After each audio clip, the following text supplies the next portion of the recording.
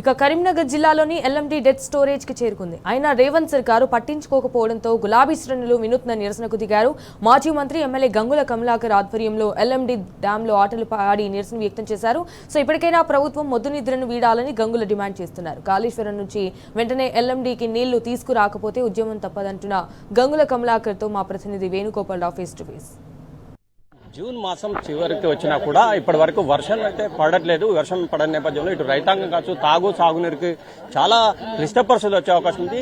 ఏ జలాశయాల్లో చూసినా కానీ కనీసం అంటే డెడ్ స్టోరేజ్ చేరిన నేపథ్యంలో ఇటు రైతాంగం ప్రజలు కూడా తీవ్ర ఇబ్బందులు పడుతున్న నేపథ్యం కనిపిస్తుంది. ఈ నేపథ్యంలో మాజీ మంత్రి స్థానిక ఎమ్మెల్యే గంగుల కమలాకర్ ఈరోజు వినూత్నంగా నిరసన తెలపడం కోసం ఎల్ఎండి డ్యాంలోకి వచ్చినటువంటి పరిస్థితి. ఎందుకంటే పక్కన ఇటు ఎల్ఎంపల్లి ద్వారా నీళ్లు పంపించాలని ఉన్నా కూడా పంపించట్లేదు. చాలా డెడ్ స్టోరేజ్ చేరింది అనే నేపథ్యంలో వచ్చి నిరసన వ్యక్తం చేసి ప్రస్తుతం మాజీ మంత్రి అందుబాటులో ఉంది. సార్ చెప్పండి, అంటే ఇప్పుడున్న పరిస్థితిలో ఎల్ఎండి కావచ్చు, ఎంఎండి కావచ్చు, అన్నపూర్ణ కావచ్చు, ఎల్లంపల్లి డెడ్ స్టోరేజ్ కి చేరినటువంటి దీన్ని ఏ విధంగా మనం అర్థం చేసుకోవాలి? ఇటువంటి కరువు వస్తుందని చెప్పి ఊహించింది కేసీఆర్ గారు.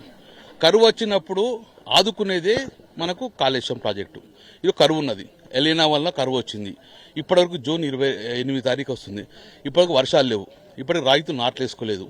ఆ రైతు నాట్లేసుకోవాలంటే నారు వస్తుంది కూడా నీళ్లు లేవు పరిస్థితి వచ్చింది. అందుకే నేను ఏం డిమాండ్ ఇస్తున్నా, ఎల్ఎంపీలో నీళ్లు లేవు కాబట్టి మీరు 12,000 నుంచి 15,000 క్యూసెక్స్ నీళ్లు మేడిగడ్డలో ఉన్నట్టు మాకు ఇన్ఫర్మేషన్ ఉంది.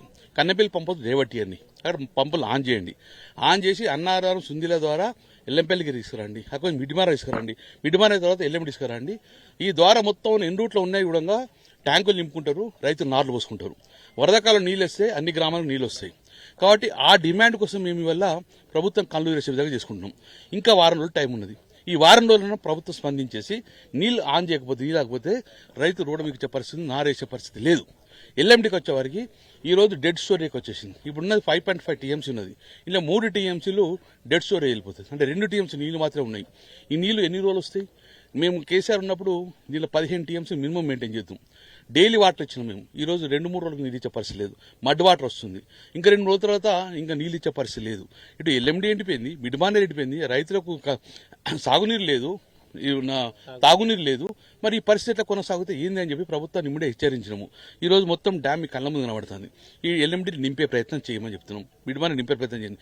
చేయకపోతే మాతో కాదు అన్నప్పుడు మాకు కన్నెపల్లి ప్రాజెక్ట్ అప్పచెప్పండి. మేము అందరం మొత్తం నీళ్లు చూపిస్తాము. మీరు రాండి. కన్నెపల్లి ప్రాజెక్టులో పంప్ హౌస్ మోటార్లు ఆన్ చేస్తే ఎందుకు ఎల్లుండి నీళ్లు రావు? మీరు కావాల్సుకొని నీళ్లు రాకపోవడానికి కారకులంగా ప్రభుత్వం యొక్క నిర్లక్ష్యంగా మేము భావిస్తున్నాం. అంటే ముఖ్యంగా చూసుకుంటే సార్, ఇప్పుడు ఎల్లంపల్లిలో 7 టీఎంసీలు ఉన్నాయి, ఇటు మిడ్మానేర్లో 7 టీఎంసీలు ఉన్నాయి, ఇక్కడ 5.5 టీఎంసీలు మాత్రమే ఉన్నాయి. కన్నెపల్లి ద్వారా నీళ్లు అవకాశం ఉన్నా కూడా ఎందుకు రావట్లేదు, ఎందుకు తీసుకురావట్లేదు అనుకుంటా? కాళేశ్వరం ప్రాజెక్టు కట్టడం వలన కేసీఆర్ పేరు వస్తుంది. ఇప్పుడు ఎల్ఎండి నింపిందంటే ఇట్లా కాళేశ్వరం నుంచి వచ్చిందని చెప్తారు. మిడ్మాన్ ఎట్లా నింపిందంటే కాళేశ్వరం నీళ్ళు అంటారు. ఆ కాళేశ్వరం కట్టింది కేసీఆర్ పేరు రావద్దు ఉద్దేశంతో ప్రభుత్వం యొక్క కుట్రలో భాగంగా ఈరోజు చేసినప్పుడు నేను ఇప్పుడేమంటున్నాను, మీరు దయచేసి బేసిజాలకు వెళ్ళకండి. ప్రజలు అల్లాడుతున్నారు. కరీంనగర్ ప్రజలు అల్లాడుతున్నారు. 2-3 రోజుల తర్వాత తాగితే గుక్క నీళ్ళు కూడా దొరికే పరిస్థితి లేదు. ప్రభుత్వం పంతాలకు పోకండి. ఇమ్మీడియట్ గా కాళేశ్వరం యొక్క ప్రాజెక్టును ఉపయోగం తీసుకురండి. తీసుకొచ్చి మిడ్మానర్ ఎల్ఎండి ఎన్రూట్ మొత్తం ఉండగా ప్రజలు సాగు చేసుకునే అవకాశం ఉంది. కరీంనగర్ ఉండగా డైలీ వాటర్ ఇచ్చే అవకాశం ఉంది. మడ్ వాటర్ వస్తున్నది.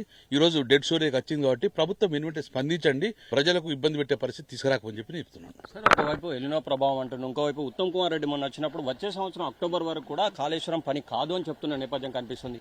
ఈ ఎలినో ప్రభావం వల్ల ఈ వర్షాలు పడకపోతే మాత్రం తీవ్రమైన దుర్భిక్షం, అంటే 2004 కంటే ముందు పరిస్థితులు వచ్చే అవకాశాలు కనిపిస్తుంది. దీన్ని ఎట్లా చూడండి? ఇది మేము హెచ్చరిస్తున్నాం, ప్రభుత్వాన్ని హెచ్చరిస్తూ వచ్చినాం. రాబోయే కాలంలో కరువుల్లో ఇబ్బంది వస్తుంది కాబట్టి మీరు 2 సంవత్సరాల క్రితమే చెప్పినాం. ఇమ్మీడియట్ గా మీరు కాళేశ్వరాన్ని ఉపయోగం తీసుకురామని చెప్పారు. కానీ ప్రభుత్వం నిర్లక్ష్యం. మరి ఇప్పుడు కాళేశ్వరం లేకపోతే నీళ్ళు ఎక్కడి?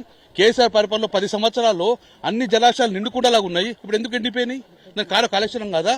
కాబట్టి మీరు ప్రభుత్వం భేషజాలకు పోయి ఈ రోజు ఈ ప్రజలకు ఇబ్బంది చేస్తున్న పరిస్థితి వచ్చింది. ఇప్పటికైనా వెనువెంటనే స్పందించండి. యుద్ధ ప్రాతిపదికన కాపర్ డ్యాం కడతారా, డైవర్ట్ చేస్తారా? కన్నెపల్లికి డైవర్ట్ చేయని నీళ్లు అక్కడ కన్నెపల్లి పంప్ హౌస్ నుంచి మీరు ఇచ్చి పంపులు ఆన్ చేసి నీళ్ళు ఇచ్చే పరిస్థితి సార్. అంటే ఇప్పుడున్న పరిస్థితి సార్, చెరువులు కుంటలు కావచ్చు, బోరింగ్లో కూడా భూగర్భజలాలు ఎండిపోయిన పరిస్థితి. అంటే నారు మళ్ళీ కూడా వేశారు, నాట్లు వేయలేని పరిస్థితిలో రైతన్నులు కొట్టుమిట్టారు. దీని మీద మీరేమంటారు? ఫ్లడ్ ఫ్లో మీద ఆధారపడ్డ 10 గ్రామాలు ఉన్నాయి. వాళ్ళు ఇంతవరకు అలుగు చల్లలే, అంటే నారు కూడా పోయలే. అలుకు చల్లిన తర్వాత నీళ్ళు అవసరం పడుతుంది. అలుకు చల్లిన కూడా నీళ్ళుండే పరిస్థితి లేదు. అందుకే నేనేమంటానా, మిడ్మానే ద్వారా నీళ్ళు ఇస్తే కనీసం ప్రజలు నారు పోసుకుంటారు. ఆ నారు పోసుకున్న తర్వాత ఇమ్మీడియట్ గా మళ్ళీ దాన్ని ప్రత్యేకం ఆలోచించుకోండి. కానీ ఇప్పుడు మొత్తం అన్ని భూములన్నీ బీడులుంటే రైతాంగం ఎట్లా బతుకుతుంది? అది రైతాంగానికి సాగునీరు లేదు, కరీంనగర్ ప్రజలకు తాగునీరు లేదు. ప్రభుత్వం ఏం చేస్తుంది, ఏం నడుస్తుంది? ఇప్పటిక ప్రభుత్వం యుద్ధ ప్రాతిపదికన కాలుష్య ప్రాజెక్టు ఉపయోగించుకురండి, కన్నెపల్లి పంప్ హౌస్కు నీళ్లు తీసుకొచ్చి మోటార్ లాంచ్ చేయండి, మోటార్ లాంచ్ చేసి ఇమీడియట్ గా మాకు నీళ్ళు ఇవ్వమని చెప్పి డిమాండ్ ఇస్తాం. సార్, ఇది మొత్తం మీద అయితే మాజీ మంత్రి గంగుల కమలాకర్ చెప్తున్న నేపథ్యం మనకు కనిపిస్తుంది. అంటే ఇప్పటికైనా కూడా కరకట్ట నిర్మాణం ఏర్పరిచి కన్నెపల్లి పంప్ హౌస్ ద్వారా అన్నారం సుందిల్ల నుంచి ఎల్లంపల్లి నందిమేడారం ఇటు గాయత్రి ద్వారా ఇటు వరదకాలకు సంబంధించి ఇటు ఎల్ఎండికి కూడా నీళ్లు మిడ్మానేర్ ద్వారా తీసుకురావాలని చెప్పి కోరుతున్నటువంటి పరిస్థితి కనిపిస్తుంది. అంటే ఎలినో ప్రభావం వల్ల వర్షాలు వస్తాయో రావో కూడా తెలియని పరిస్థితుల్లో రైతన్నలే కావచ్చు, ఇటు సాగు తాగునీరు కూడా దుర్భిక్షంగా మారే పరిస్థితులు మనకు కనిపిస్తున్నాయని చెప్పి హెచ్చరించినా కూడా ప్రభుత్వం పట్టించుకోవట్లేదు. ఇప్పటికైనా దీని మీద దూరదృష్టి ఆలోచించి కన్నెపల్లి పంప్ హౌస్ ద్వారా నీటిని ఇటు ఎత్తిపోసి ఇటు సుందిల్లా అన్నారం, ఇటు ఎల్లంపల్లి, ఇటు నందిమేడారం, ఇటు గాయత్రి పంప్ హౌస్ ద్వారా ఇటు వరద కాలువ నుంచి మిడ్మానేరు ఇటు ఎల్ఎండి వరకు కూడా నీళ్లు తీసుకురావాలి. లేకుంటే మాత్రం చాలా దుర్భిక్ష పరిస్థితులు ఎదురయ్యే అవకాశం ఉందని మాజీ మంత్రి గంగుల కమలాకర్ చెప్తున్న నేపథ్యం మనకు కనిపిస్తుంది.